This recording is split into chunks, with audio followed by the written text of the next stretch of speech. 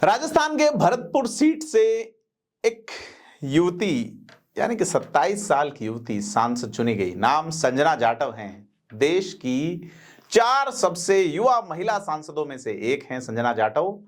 और यह महिला भाजपा के कद्दावर नेता जो कि 20 साल पहले इसी सीट पे सांसद हुआ करते थे, रामस्वरूप कोहली को करीब 50,000 वोटों से शिकस्त देके मुकाम हासिल करती हैं।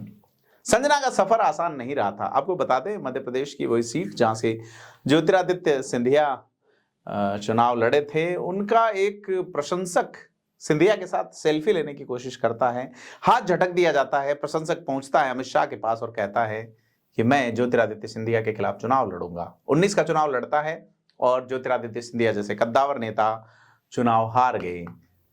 इसी तरह का सफर संजना जाटव का रहा है। एक कांग्रेस नेता ने उन्हें यहां तक कह दिया कि इसे विधायक बनने की बड़ी जल्दी है। इसी नेता के इशारे पर संजना के घर के सामने एक गड्ढा तक खोद दिया गया था।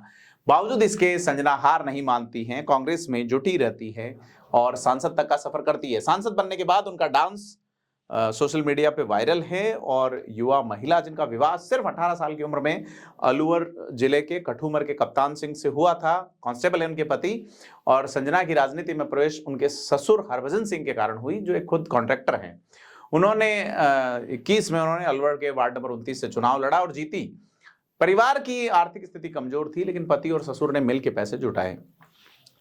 और कहा जाता है कि संजना के ससुर जो है हरभजन सिंह, जिनका हम उल्लेख कर रहे हैं, उनके और कांग्रेस के एक नेता के बीच राजनीतिक अदावत रही है।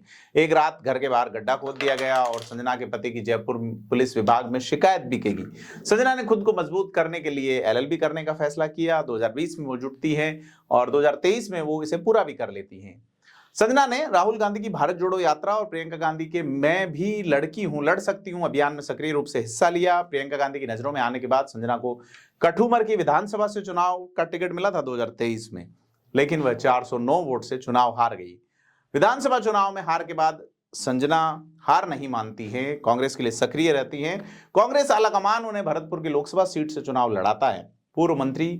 पूर्व कैबिनेट मंत्री विश्वेंद्र सिंह भी संजना का समर्थन करते हैं और उन्हें अपनी बेटी बताते हैं। संजना को जाट समाज का है समर्थन। जाट समाज यहां पे मिशन गंगाजल चलाता है विधानसभा चुनाव से पहले जाट आरक्षण के मुद्दे को लेके, और संजना ने भी अपनी जीत के बाद जाट आरक्षण की बात कही है और वो इसी बेस पे 50,000 वोटों से भाजपा को हरा देती है। संजना कहती है कि ग्रेजुएशन करते ही उनकी शादी हो गई। उनके पति कप्तान सिंह 2012 से राजस्थान पुलिस में और हमेशा उनके साथ खड़े रहे।